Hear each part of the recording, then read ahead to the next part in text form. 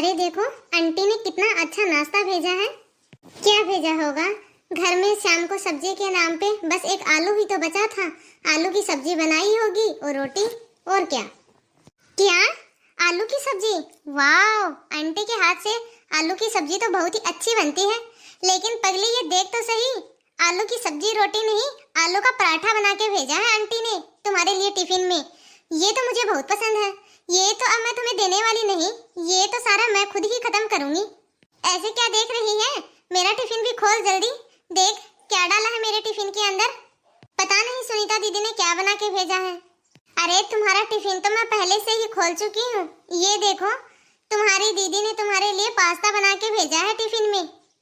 अरे गरिमा, देखो तुम कितने अमीर घर की हो और मैं उतनी ही गरीब घर की, लेकिन उसके बावजूद भी हम दोनों कितनी पक्की सहेलियां हैं और हम दोनों एक ही कॉलेज में पढ़ती हैं। तुम्हें पता है मेरे पापा ने इतनी महंगी कॉलेज में मेरा एडमिशन कैसे कराया है? उन्होंने बहुत ही मेहनत करके पैसा इकट्ठा किया है और उसके बाद इतने महंगे कॉलेज में मेरा एडमिशन करवाया है। लेकिन गरिमा, तुम्हारे पापा तो बहुत पैसे वाले हैं ना, वो तो खुद एक बिजनेसमैन है। तुम्हारे पास पैसों की कहाँ कमी। लेकिन देखो ना, तुम्हें तुम्हारी अमीरी के ऊपर बिल्कुल भी घमंड नहीं है। बस तुम्हारी यही तो बात मुझे बहुत अच्छी लगती है गरिमा। अच्छा सुन ना, तू कल शाम को क्या कर रही है? कुछ नहीं यार, अब्रॉड से बस वो ही 2-3 क्लाइंट आ रहे हैं, तो उसी के साथ में मेरी कुछ मीटिंग है और बस यही 8-10 करोड़ की डील फाइन करनी है मुझे। बाप रे, इतना सारा काम! तू तो बस रहने ही दे। चुप कर, अब ज्यादा बातें मत बना। और ये बता मुझे, कल शाम को क्या करना है? क्या प्लान है तुम्हारा कल शाम का? गोलगप्पे खाने के लिए चलेंगे कल शाम को, और क्या। लेकिन नहीं यार, इस बार तो रहने ही दे। लेकिन क्यों, क्या हो गया? तुम्हारी तबीयत तो ठीक है ना, जो कि तुम और वो भी गोलगप्पे खाने से मना कर रही हो? क्या बात है, कुछ हुआ है क्या? अरे यार नहीं, ऐसी कोई बात नहीं है ना। वो क्या है ना, दरअसल हरियाली तीज आ रही है ना अब, तो इसीलिए मेरी सारी पॉकेट मनी खत्म हो गई। क्योंकि हरियाली तीज आ रही है, त्योहार है, तो इसीलिए मैंने मम्मी के लिए एक अच्छी सी साड़ी खरीद ली, जो भी मेरे पास अपनी पॉकेट मनी थी उन्हीं से।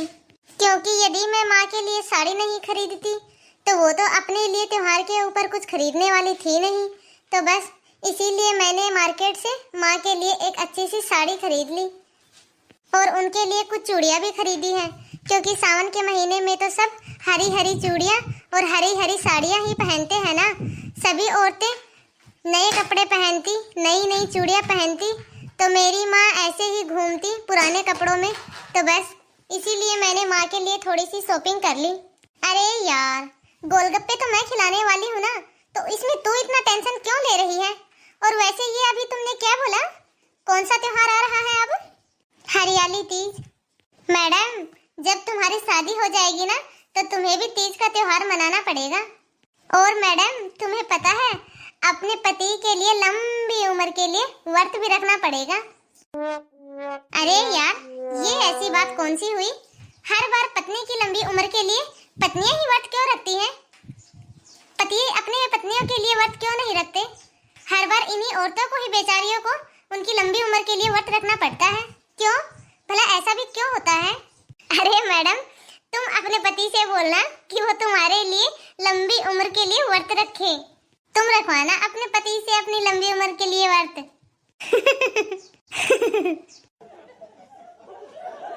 क्या हो गया सीमा, कैसी है तुम? आजा गरिमा, आ बैठ। नहीं सीमा, मैंने तुमसे पूछा कि तुम कैसी हो। ठीक हूँ, लेकिन लग तो नहीं रही तुम। और ये क्या, कॉलेज क्यों नहीं आ रही तुम? अरे यार, पिछले सेमेस्टर की फीस तो पापा ने भर दी थी, लेकिन इस सेमेस्टर की फीस अरेंज नहीं हो पाई, बस इसीलिए। लेकिन तूने मुझसे क्यों नहीं कहा? ऐसे बीच में ही छोड़ देगी क्या पढ़ाई, पागल कहीं की? रुक, अभी मैं पापा से बात करती हूँ और तुम्हारे फीस का इंतजाम करती हूँ। अरे यार गरिमा, रुको तो सही 1 मिनट। अंकल मेरे बारे में क्या सोचेंगे कि पैसे तो मुझे चाहिए और मांग तू रही है। देख, ऐसा करते हैं कि अब तो तू फोन करना छोड़ और कल मैं तुम्हारे घर आती हूँ और अंकल से मैं ही पैसों के बारे में बात करती हूँ। मैं अंकल अंकल से बोलूंगी कि कुछ समय के लिए मुझे थोड़े पैसे चाहिए। जैसे ही मेरे पास पैसों का अरेंजमेंट होगा वैसे मैं तुम्हारे पैसे वापस लौटा दूंगी। अरे यार सीमा, तो इतना सोच क्यों रही है? तो इतना मत सोच और मुझे पापा के पास कॉल करने दे। नहीं गरिमा, देख जैसा मैं बोल रही हूँ वैसा ही करते हैं, वरना देख ले फिर मैं तुम्हारी मदद नहीं लूंगी। चल ठीक है सीमा, तू कल मेरे घर आना और पापा से बात करना, और यदि तुझे कोई भी चीज़ की ज़रूरत हो तो मुझे ज़रूर बताना। देख तू अपने आप को कभी भी अकेला मत समझना, मैं तुम्हारी बेस्ट फ्रेंड हूँ ना, तो तुम तो मेरे साथ सारी बातें शेयर कर सकती हो और मैं तुम्हारी मदद भी कर सकती हूँ। अंकल के जाने के बाद मुझे भी बड़ा दुख है कि तुम लोग अकेले रह गए हो, लेकिन तुम्हें कोई भी ज़रूरत हो तो बेझिझक मुझसे बोलना। सुबह से शाम हो गई है लेकिन सीमा अभी तक नहीं आई है। क्या पता कोई मुसीबत में नहीं वो। मैं एक काम करती हूँ, मैं खुद ही सीमा के घर जाती हूँ और जाके देखती हूँ कि वो महारानी कर क्या रही है। ये क्या, सीमा का घर तो बंद है और उसके घर पे ताला भी लगा है। सीमा, अरे ओ सीमा, वो लग रहा है कहीं चली तो नहीं गई, तभी बाहर घर के ताला लगा हुआ है। मैं एक काम करती हूँ, आसपास में किसी से पूछती हूँ कि वो कहीं बाहर तो नहीं गई है। अरे तुम गरिमा हो क्या? हाँ आंटी, मैं गरिमा हूँ। ये वो सीमा कहाँ गई आंटी? और ये क्या, सीमा के घर पे ताला क्यों लगा हुआ है? सीमा का घर नहीं बोलो बेटा, वो तो यहाँ किराए के घर पे रहती थी और अभी थोड़ा तंगी चल रही थी पैसों की, तो बस इसीलिए मकान मालिक को किराए के पैसे नहीं दे पाई, तो मकान मालिक ने उन्हें घर से निकाल दिया। अब न जाने वो लोग कहाँ गए होंगे। इसीलिए उन्हें मजबूरी में घर खाली करना पड़ा बेटा। लेकिन आंटी वो लोग गए कहाँ होंगे? मुझे नहीं पता बेटा, वो तो बस मुझे यह बता के गई थी कि गरिमा से बोलना कि वो मुझे माफ कर देगी। मैं उससे फीस के पैसे तो मांग लेती, लेकिन माँ की दवाइयाँ, घर का राशन, मकान का किराया, ये सब कहाँ से अरेंज करती मैं। और उसने कहा कि वो अपनी दोस्ती के बीच पैसों को नहीं लेके आना चाहती, तो बस इसीलिए मैं जा रही हूँ। और वो बोल रही थी कि गरिमा से बोलना कि मुझे ढूंढने की बिल्कुल भी कोशिश ना करे और वो हमेशा खुश रहे। बोल के गई है कि यदि हमारी किस्मत में मिला होगा तो हम दोनों सहेलियाँ फिर से मिलेंगी। सुनिए, मैं शॉपिंग करने के लिए मार्केट जा रही हूँ। अरे ये क्या, ये तो मुझे लग रहा है सीमा है। मैं अभी गाड़ी साइड में खड़ी करती हूँ और फटाफट उतर के देखती हूँ, कहीं पहले की तरह वह गुम ना हो जाए। कहाँ कहाँ नहीं ढूंढा तुझे, और तू है कि आज जाके मुझे मिली है। यूं ही बिना बिताए कहाँ चली गई थी? तूने मुझे बताना जरूरी भी नहीं समझा। गरिमा मेरी जान, बीता हुआ कुछ समय मेरे लिए बहुत ही मुश्किल था। पहले तो पापा चले गए और फिर थोड़े ही दिनों बाद मेरी शादी करवा के मेरी माँ चली गई। मैं इस दुनिया में बहुत ही अकेली हो गई थी गरिमा। अरे चल, अब कोई बात नहीं, हम दोनों मिल गए हैं ना, हम दोनों मिलकर सब कुछ ठीक कर देंगे। नहीं गरिमा, मुझे घर जाना है, मेरे पति अब घर आने ही वाले होंगे। ठीक है तो सीमा, तू एक काम कर, मुझे तू अपने घर ले चल, मुझे तुमसे बहुत सारी बातें करनी है। अब मैं वो आज तो देख सीमा, आज तो मैं तुम्हारी एक भी बात नहीं सुनने वाली। या तो तू मुझे अपने घर लेके चल या फिर तू मेरे साथ मेरे घर पे चल, समझी? मैं इतनी छोटी सी बस्ती में रहती हूँ और मैं नहीं चाहती कि गरिमा मेरे घर पे आके वहाँ मेरी गरीबी देखे। लेकिन गरिमा को तो मैं अच्छे से जानती हूँ, वो तो शुरू से ही जिद्दी गारी है, वो मेरी कहाँ सुनेगी। मुझे गरिमा को अपने घर लेके ही जाना पड़ेगा। अरे वाह सीमा, ये सब तुमने सिले हैं क्या? हाँ यार, इतनी महंगाई के अंदर गुजारा करने के लिए अपने पति के साथ साथ मैं भी काम करती हूँ। और ये सिलाई करना कब से सीख लिया तुमने? देखो तुमने कितने अच्छे अच्छे डिजाइनदार कपड़े सिलाई किए हैं। वैसे सिवा ग्राहकों की तो लाइन लग जाती होगी तुम्हारे पास। नहीं गरिमा, कहाँ यार, ग्राहकों को तो पता भी नहीं है कि मैं सिलाई का काम करती हूँ। मैंने तो सोचा था कि अपना एक छोटा सा बुटीक खोलूंगी। लेकिन चल छोड़ ना गरिमा ये सब। चल अब ये बता, चाय पिएगी या फिर कॉफी?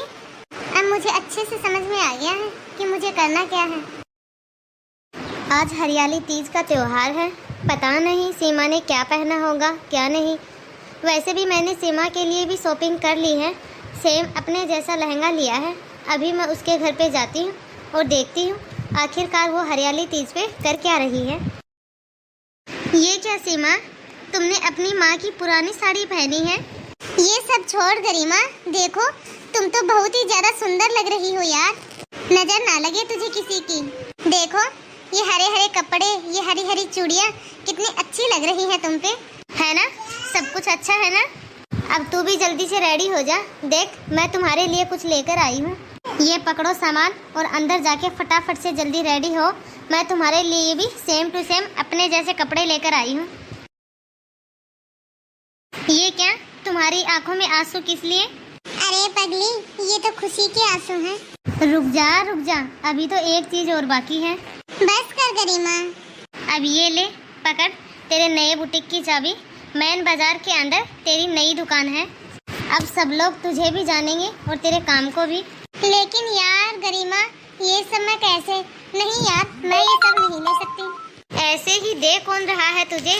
तू पहले तो खूब अच्छे से पैसे कमा और फिर पता लगा कि अब्रॉड से 4-5 क्लाइंट आ गए हैं और शाम तक तुम्हारे 5-7 करोड़ की डील पक्की हो गई है।